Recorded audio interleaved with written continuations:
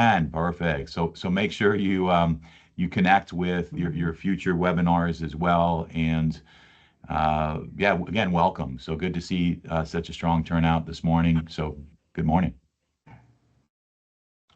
Definitely. So I will just jump on in. So we're going to talk about essentially the academic calendar.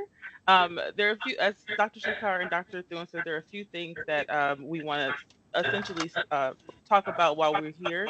The first thing is the academic calendar. Um, this is one of the most important things as a student to keep in mind. The academic calendar has all of the important dates for registration for the time that you're here at UTD. We also have future academic calendars online. So definitely bookmark this if you can, if you want to. You may even want to print out a copy just to keep it near you because these are going to be really important dates. The academic calendar does consist of two parts. The first page, as you can see on the screen right now, are all the academic deadlines. These deadlines, such as the first day of class, the last day of registration, are important for you as brand new students, especially because these are going to be some of the most important dates for your first semester. And then you kind of get used to it as you go along with your degree. Another date to look at is under the web registration section. That date essentially has the schedule planner date, that the date that is released. The schedule planner essentially is the future semester's classes, the schedule, what you'll be able to take. On that date, which was for spring yesterday, actually, October 21st, you'll be able to start planning.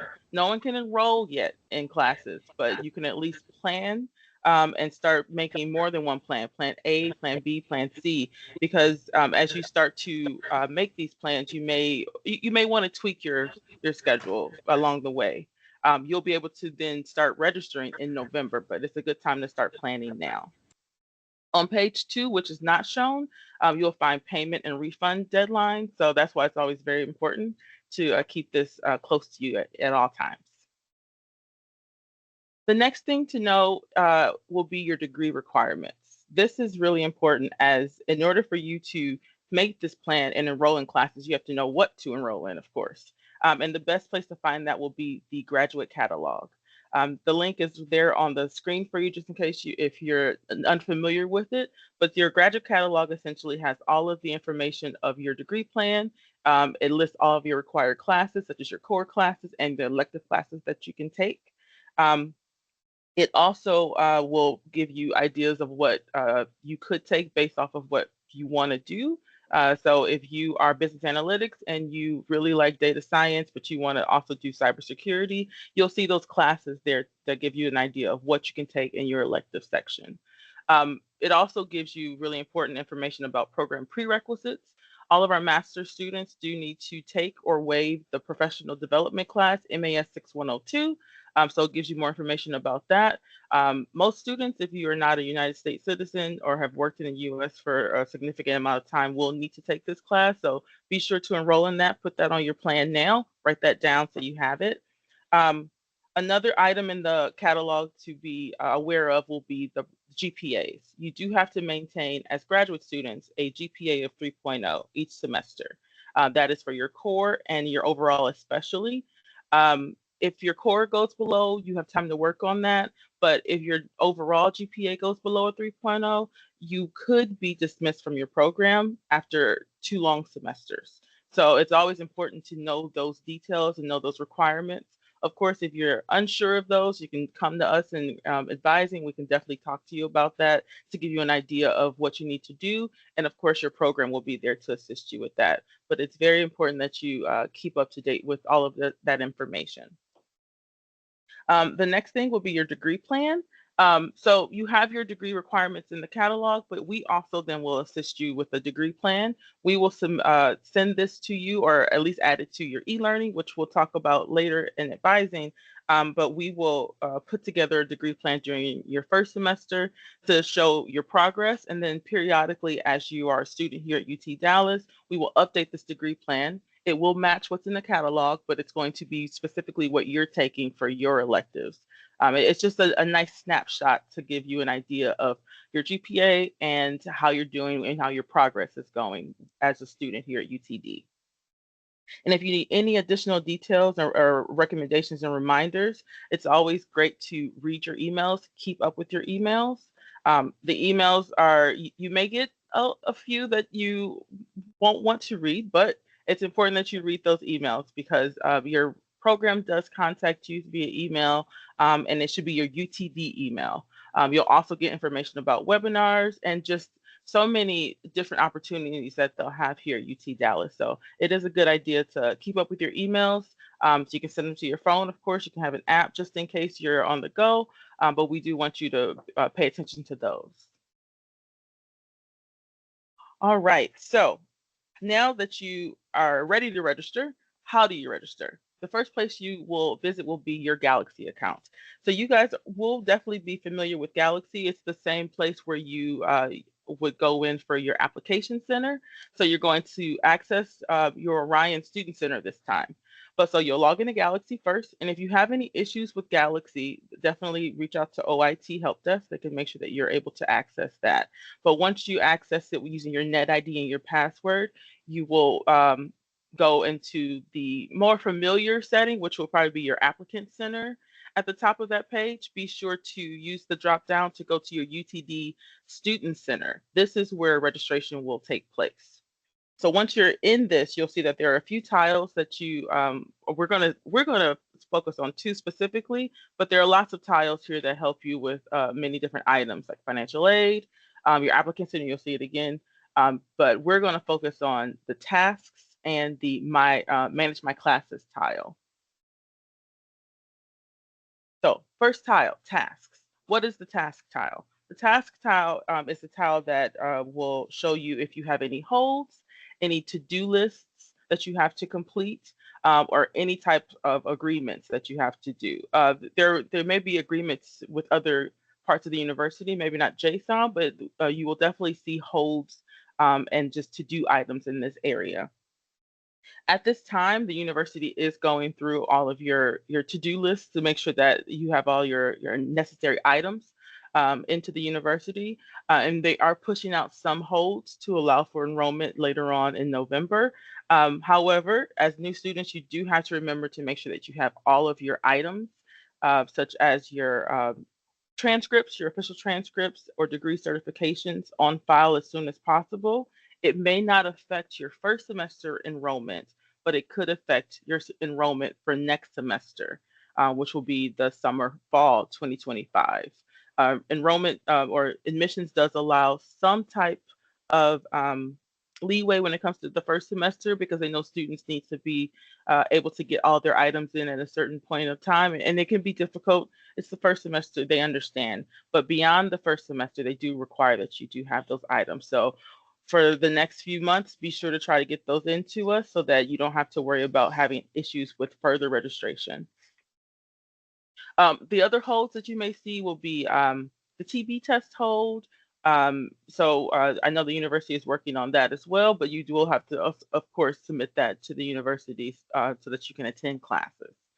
If you see any holds in here that you're unsure of, be sure to reach out to us. We can look at it and advise you to see what it may be. When you click on the hold, you can see who the hold owner is, so to speak, and then you can reach out to them directly as well. A lot of times for new students, that new hold would probably be an admissions hold.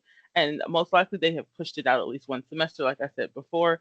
But if you're unsure, their contact information is also in those holds. So be sure to click the details for holds. The next tile, one of the most important tiles, will be the Manage My Classes tile. In this tile, this is where you will actually go in to process your registration. You'll see there are a lot of important items in this tile. We have the schedule planner, we've talked about, which will give you the schedule for the next semester, spring 25. You can see your enrollment shopping cart. The add and swap and drop of classes can be done here. And you'll also see a class search. There's two places where you can search classes. It will be here in your Manage My Classes tile, but also on the main website for UT Dallas, there is a course book. This is what we call it. And that allows you to look at courses that will be on the schedule as well. It's really the same information, but some students like course book because it's just the quick way of planning. And it is a good planning tool now because it gives you information like the CV of the professor if you're curious about their background. Gives you where the class will be held, if it's online or face to face. I know if you are an international student on a F-1 visa, you do have to make sure that you are sure about the face to face versus online classes because it's very important for your visa. It just gives you a lot of information and it's a great planning tool.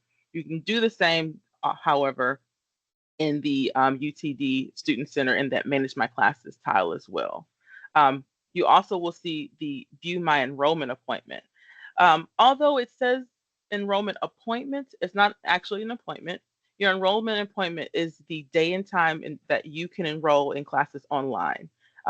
We can enroll you before that as well. In advising, we're not able to do that. But once that date starts, if you have questions or issues with enrollment, of course, we can assist you. Usually for the first semester, of course, for grad students, enrollment for the spring will be in the first week of November. So your enrollment time will be sometime during that week. Most likely a Thursday, maybe a Wednesday, Thursday, or Friday.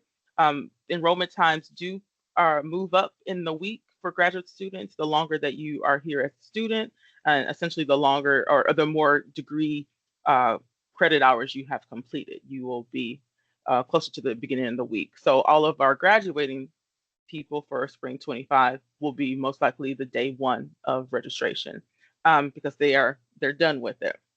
But your enrollment time is very important. So be sure to look at that. It should be released now as well. You can look at it to see what your day and time will be so that you can prepare. You're able to now look at classes, make that plan, and even put those classes in your carts, which is nice. So you'll have it, it's almost like Amazon. You're essentially browsing through classes, making up a schedule, adding those classes to your cart and letting it sit until your enrollment time begins. And at that point, you can finalize and validate your schedule. Just like if you decide to buy that item from Amazon, you can then click it and then you're able to buy the item. It's very similar. But I do, like I said before, I will always say, make as many different schedules as possible. You want to have more than one plan, mostly because anything can happen and it's better for you to have at least 3 or 4 possible schedules so that you're able to pivot if needed in any time. Angela, can I just jump in for this one? Of course. Yeah.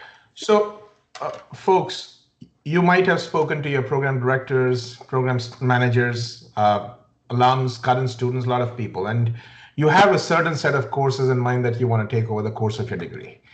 One of the things to remember is they don't have to be all taken in one and only one sequence.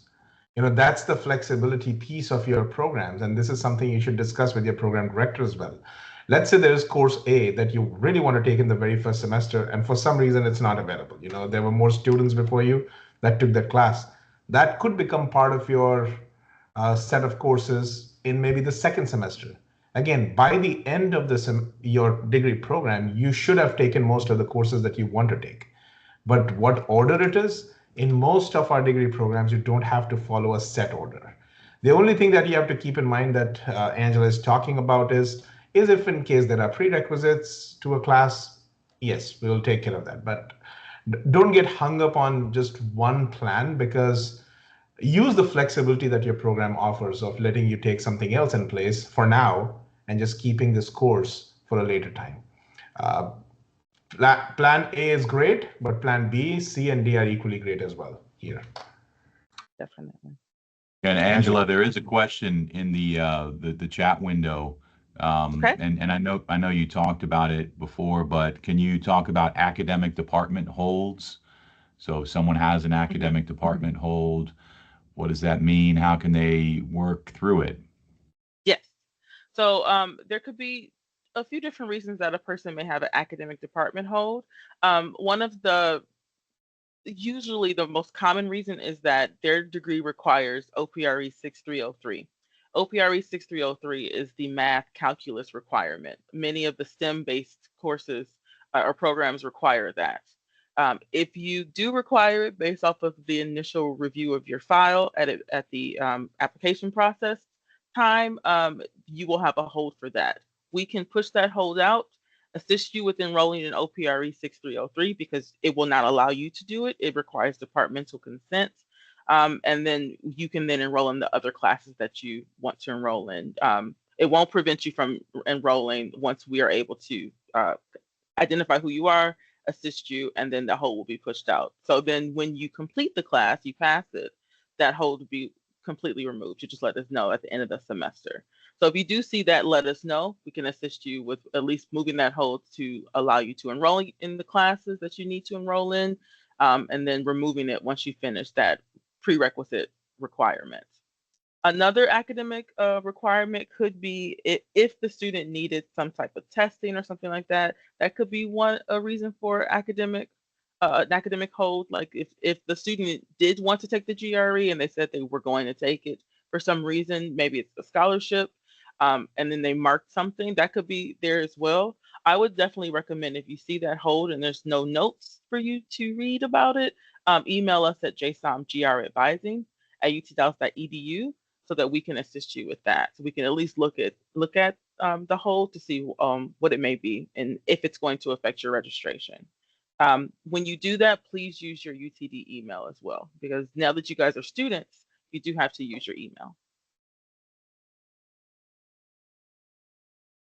Any other questions? I'm going to add one more point to make about enrollment too, when it comes to registration. We do have, of course, if you have questions, contact us in advising. But we also have on our JSOM website, we have videos for you all. So there's some how-to videos when it comes to registration. I would recommend that you visit our website for that, just in case it could be 2 a.m. and we're not available. You can go and look at those videos, and it gives you information about the tiles that you have there, such as to manage my classes, as well as tasks. It gives more information on the enrollment appointment and class search within Orion, as well as coursebook. So we always have some items online. If it's just more convenient for you to go there, definitely go there, and we'll put that on the screen. We'll put that email or that website for you so that you have it. Right. So my final thoughts when it comes to registration. One, please, like I said before, use your UTD email. As now you are students at UT Dallas, it is time for you to only use that email. I know students are used to using their Gmails or, because it's easy, it's convenient on your phone.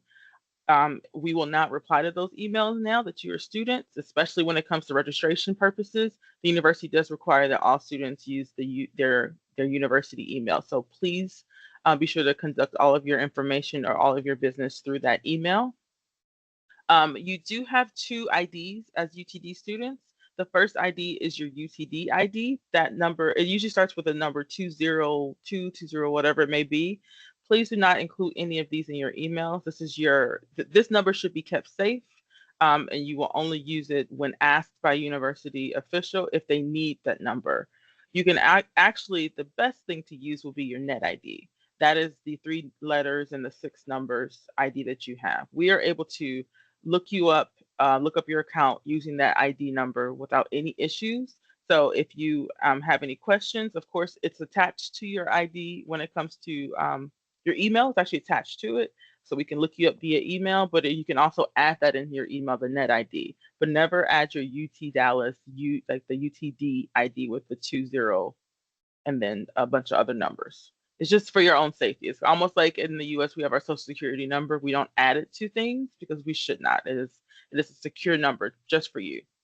And then, like I said before, when it comes to registration, if you have any questions, definitely reach out to us. But you can also go online, and that is the direct website online that you see on the screen, the jindal.utdallas.edu advising registration email or website. Please go to that website to look at videos. They are very short. They're like a minute, so that it's almost like, I can't say TikTok. I guess I'm on UTD thing. Sorry.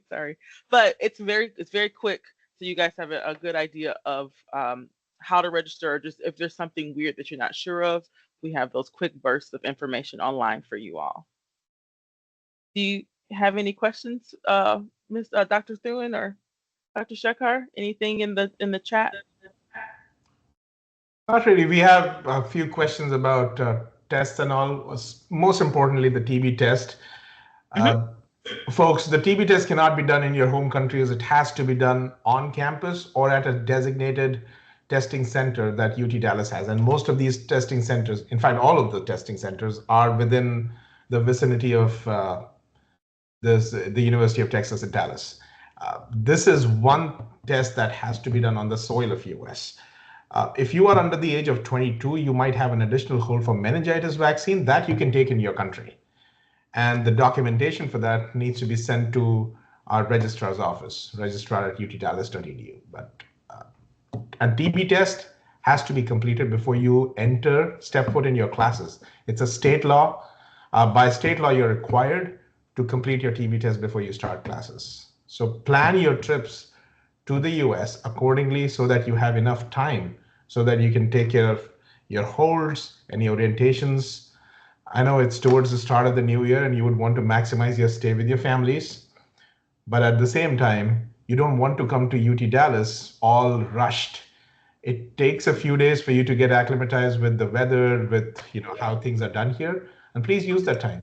People often ask what is a good amount of time you need here before you get started. So all of you can enter the United States. This is for international students, this webinar, so I can say that. You can enter 30 days before the start of the program. So 21st Jan is when you start your program. 30 days prior to that is when you can enter. I would say at least give 2 weeks before the start of classes, because sometimes you need that to, your day one of the classes should be such that you have taken care of for your holds, you have taken care of your orientations, you are set, you're relaxed, and you're not rushed. That what we have seen is that sometimes when students are very rushed, it spills over a couple semesters and it takes them some time before they're able to pull themselves up and really do things well in the program. And you don't want to be in that situation. So plan ahead of time. There are some other questions as well Yeah, that came in. there is a good question Go ahead. about class timing. We are located in the DFW Metroplex, and we do have quite a few students in a variety of programs that are part-time students. They're working professionals, so they have a day job. They work their day job during the day, then they come and take classes at night. So when you see an evening class that is partially there to accommodate our working professionals and give them the option to take that evening class. I will say we do have a large number of daytime classes as well. There, especially when we have courses where there are multiple sections of the same course, you will see daytime sections offered and evening sections offered. And I really look at the evening sections as a big positive, right? Because you're getting to interact with working professionals. They're talking to you about their day, and it's a different experience in a very good way. But again, if there's a course that has multiple sections offered, there will be a daytime section offered as well. Yep. And 1 p.m. to 3:45, 4 to 6:45 also have a significant number of options there, just in case you want something earlier. We start classes in the school as early as 8 a.m. and it goes all the way until 10 p.m. Again, it is all part of the flexibility. You might end up in a semester, and people don't really complain after a while because they get used to it, that you have all your evening classes, but then another semester could be spread across the day. The good thing is the campus doesn't shut down. It's not like that after 5 p.m. Everything is shut down. There are places to eat within the school, your restaurants within the university campus that are available. In fact, we have robots that deliver food, and we see them going around the campus, and it's a pretty neat sight to see them go around deliver food to students. But there are even student organization activities. A lot of them happen in the evening, because we have to also accommodate the timings of let's say you have a special speaker who is a senior executive in a company. Well, for them, attending an event in the evening is easier. So around 5 o'clock, 6 o'clock, you will see a lot of events also start that brings in professionals. So you will see that there is a lot of activity that happens in that evening portion, including your classes, and that is normal for us here, to be honest. I did see a question here about transfer of credits. So, so any credits that you want to transfer, you can transfer up to 25% of your degree program. Most of you are in an MS program, which is 36 credits. So that means 9 credits. Reach out to, there is a form and we'll put that in the chat in a moment. But you just need to fill that form out, send it to advising, and they'll take care of it. Angela, why don't you just kind of talk about waivers and transfers for a moment? Waivers and transfers? Yes. Yeah. So students are able to submit waivers of classes and or transfers. A waiver essentially is a class that if you've taken a class at your home, in a home university on the undergraduate level, you are able to use that coursework to waive a graduate level class. You do have to have more than one undergraduate level class to waive a graduate level course. But if you do, for instance, let's say you were an accounting major undergrad and you took managerial and financial accounting and you wanted to waive the graduate level of that, you're able to use those 2 classes to waive the graduate level accounting class, as long as the program in the area have vetted it and the faculty say that the classes are equivalent. If that happens and you do waive a class, usually it's a core class for most students, you are able to take a higher level elective in its place, as long as it's under the same prefix. So for that accounting class, instead of taking accounting, the first grad accounting course, 6301, that person will then take, let's just say 6308, because that's the next level. It's a higher level. They want to learn this information, and that class will then replace the lower level class that you were waived out of.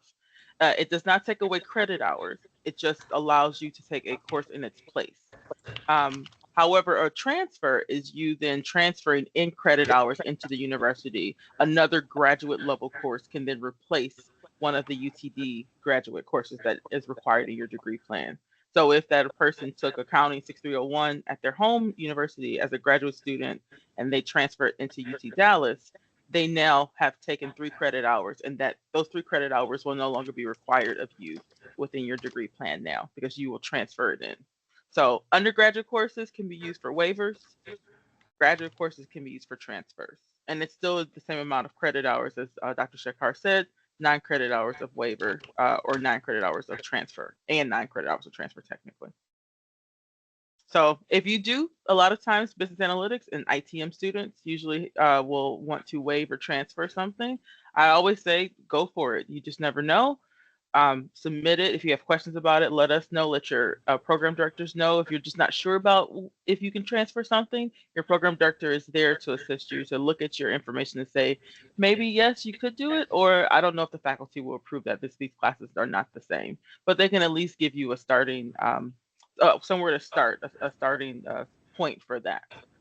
But submit them early. So now is a good time to start looking at transfers and waivers for spring 25. There's a good question about credit hours or number of courses to take in your first semester. And so most of the courses, or I should say many of the courses we have, are 3 credit hour courses. And in your first semester, you have an option to take, most will take 9 credit hours or 3 courses, plus a 1 credit hour professional development class. And then there's also the option to take 4 3 credit hour classes and the professional development class. And that's a choice that's up to you. It's, both paths are viable and you can be successful. Obviously, if you're taking more classes, more credit hours, you'll be a little bit busier with your academics. Historically, I'll say about 60% or so, maybe a little bit higher, start off with 3 credit hour classes plus the 1 credit hour professional development in their first semester. And the other, 35, 40% end up taking 4 3 credit hour classes plus the 1 credit hour professional development. So this is part of the flexibility, right? So Yep. if you're thinking about your time here at UTD, you know, if you want to get involved in lots of extracurriculars, if you want to make sure you start off academically on the right foot, right? Then fewer credit hours is probably the better option, right? You're you know, for many of you, you're traveling a long way. You're away from home. It's a new environment, new home. It takes a little bit of a, you know, an adjustment to get used to, and so kind of factor that in as you're thinking about how many courses to take. And at the end of the day, you know yourself, your abilities, your goals better than anyone else. So it's ultimately, you know, your decision to choose and to make. So yeah, so good question. Thank you. And think of this like you know, like going to the gym. You don't start with like 200 pounds on day one. You know, you gradually add up the load. So if you're thinking of, should I take the 10 credits that I need to take, you know, 9 or 10 credits in the first semester versus 12 or versus more, start with the smaller load.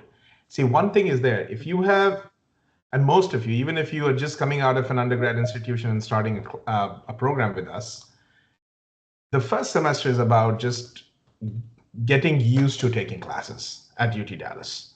And because you're in an exploratory mode, you're looking around for student organizations, things to do on campus, you're finding out what your university offers. You need time for that, as Dr. Thouin mentioned. If you spend all your time in your classes, then there is a possibility that, number one, you might be overwhelmed with your classes. So maybe start with a smaller load and then gradually add more classes as you go in your future semesters, as opposed to pressuring yourself with too many classes and then just kind of burning out. Everybody has a different capacity. You know yourself, rightly said. Just don't pressurize too much. Okay. The other thing is sometimes students feel if they take more classes, they will save some money. Do that math. Over a period of 1.5 to 2 years, that money that you're saving by taking that extra course, is it adding stress worth the savings?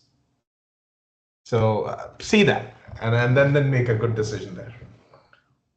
Definitely. And from the advising point of view, we do see students who, if they do start with too many classes and they don't do well in those courses, your options aren't that great. You have to possibly repeat a class, which can end up costing more money in the long run. Or if you are not able to bring yourself out of, maybe you get below a 3.0 your first semester and you're never able to recover, that then could result in, as I said earlier, you being dismissed from the program and not able to complete it.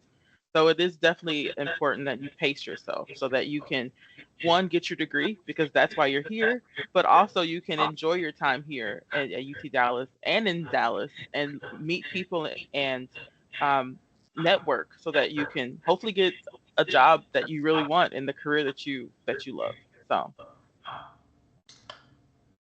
I think we have the next slide that has the details of yes, all our program-specific webinars. Excellent.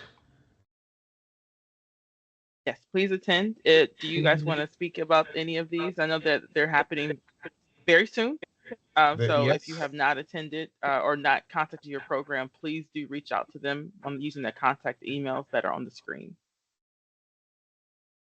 And these are very informative webinars with regards to your program, specifically talking about, you know, some programs have a certain path that they recommend students follow. Again, the word is recommend. We are not going to force you to do something until and unless that is a requirement of the program or there is a prerequisite required, etc. But please do attend these webinars. They all will be, including the one that you're attending right now, they will be put on our YouTube channel. We will be sending you a link on your email so that you have this information. And there is another thing that I would like to just pop it here. We have a Telegram group. And if you give me a moment, I'll put that in the chat, but you should have received that in the email as well, where we are adding all our new prospective students or new students who are joining us to ask questions. If you're on the IM, that is the way to go. We'll probably maybe jump to the next question while I put that in the chat here. Yeah, Manuel has a good question. So about courses not opening yet. Is there a specific one that you're looking at or trying? So course registration isn't open just yet, right? No. So no one can actually register for classes yet. It's in view only mode, so you can see what's being Plan. offered, when classes are being offered, and you can create your plan and add it to your shopping cart. So if there's, I think that was your question. Um, well, but you're saying it can't, you can't add it to the shopping cart. Is that your question, Emmanuel? Oh, there we go. Looks like it was answered. Okay. Okay. Yeah, but yeah, you definitely you can't validate anything at this time. It's just more of a plan, so that you are ready when the time does happen, and then you're ready to go, without any issues. So, but it's good that you're looking.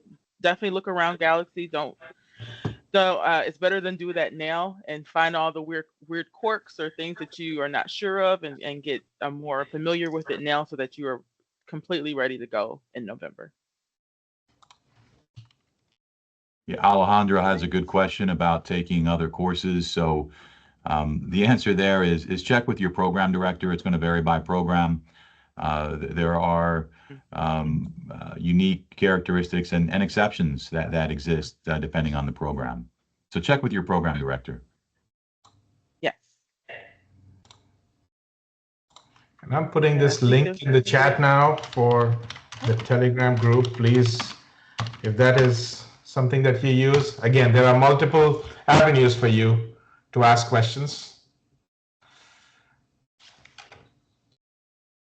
So I think there's a question about management science. The person sees that there's 12 core classes, which is true, and then 24 credit hours of electives, but they can't see those. So for management science, your core is set, but you are able to choose what you want to do for your electives. So they give you options for tracks or concentrations. So it is up to you to figure out what you want to do for management science in the elective section. You can do accounting, finance, marketing, business analytics, anything like that. So the best thing for you at this time would then to figure out what your final plan is, like what do you want to do with this degree, and then you can talk to your program director. His name is John Fierce for management science.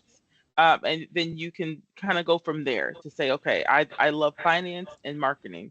What would I do with that? And then you can look at the finance and marketing programs too, to look at their elective classes, look at their courses to see if you want to take any of those, and then really work with your program to essentially almost design a program for you, because management science is very open and allows you to almost choose your own adventure when it comes to your electives.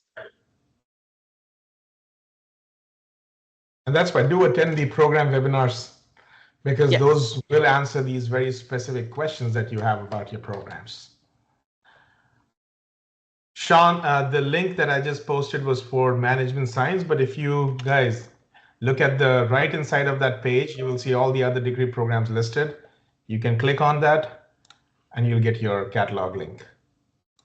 Yeah. Since you asked for finance, I'm just going to put in finance.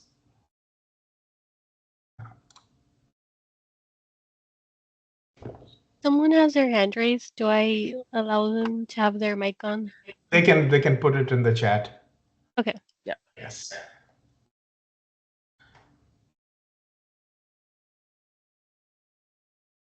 One more. Is there a deadline for registering for the courses? There's no, well, yes, there is a deadline for course registration. If you go on the academic calendar, you will see the final days of registration for spring. So there is a regular registration deadline, and then there will be a late registration deadline just in case students need to make any types of changes. Those are the registration deadlines. So if you go back to the academic calendar, I would recommend that you look at the first page. They give you all of the deadlines that you need. I don't know it off the top of my head because it's January, and I still have way too much fall in my brain right now. But the deadlines are definitely there. It's January something, but I don't know.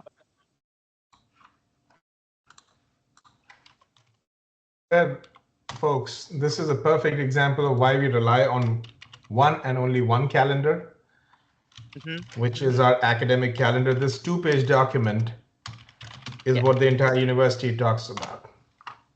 And the reason is simple. We don't have our own deadlines. We don't have our own dates. We all follow the same dates that are listed on these 2 pages.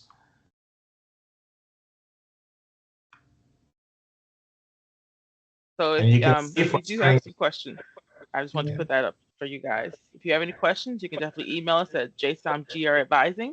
We can assist you with this. If you have need any guidance, we're definitely here to help. Make sure you attend it. This is it right here. That's perfect. Yes. And if it says contact program, send an email to the contact listed there. That's an essential part of your registration process is to attend, join, and participate in the session you see listed.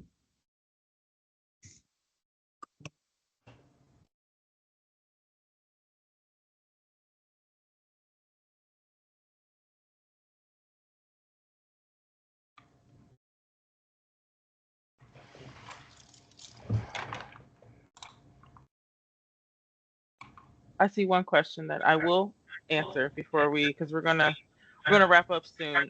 Is it possible to change my MS program after my first semester? Yes, you can submit a change of program of your MS program after your first semester. It essentially is a form that you will complete with advising.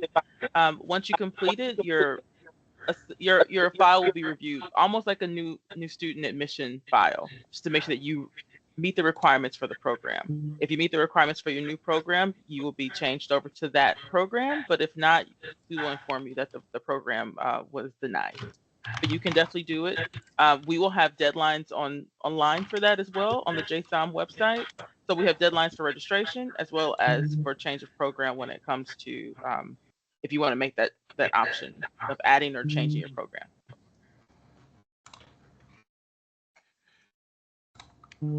Yeah, no, this has been, hopefully you found this webinar very, very helpful. It's an exciting time, right? And we're, UT Dallas, we're all very excited to welcome you to campus and to meet you in person, right? It's an exciting time for you. It's an exciting time for us. And there are lots of people to help answer questions along the way. So don't be shy. Reach out and ask questions, and we're here to help you get started on the right foot and also welcome you to UTD. So Gaurav, do you want to add a few thoughts as well? No, I think you summed it very well. This is an exciting time. Folks, between now and the start of classes, there might be brand new questions that will come up that you have never thought about before. Moving to UTD, all that might come up with its own set of unique challenges. Just connect with us. That's the simplest thing. Do not be afraid of asking questions. Don't think that I've been asking too many questions and I should not ask. There is no, we don't limit students to only a set number of questions. Ask anything that helps you get here, get onboarded, get started with your classes. We are here to support you. Between your program directors, ourselves, you will find all the resources. If we are not the ones who can provide you a response, we will definitely direct you to somebody who can. So please use us as your #1 resource in getting to this. And we look forward to you coming to UT Dallas. Spring actually is a very good semester. Personally, I came to UT Dallas myself several years ago, almost 10 years ago in spring. And it's a very nice time in Texas. It's not as hot as they tell you Texas is. Well, it can get hot anytime, but it's pleasant. So you will enjoy it. All right. I guess everyone have a great rest of the day. And again, good to see all of you. Yeah. Thank you. Right. Thank you. Bye, everybody.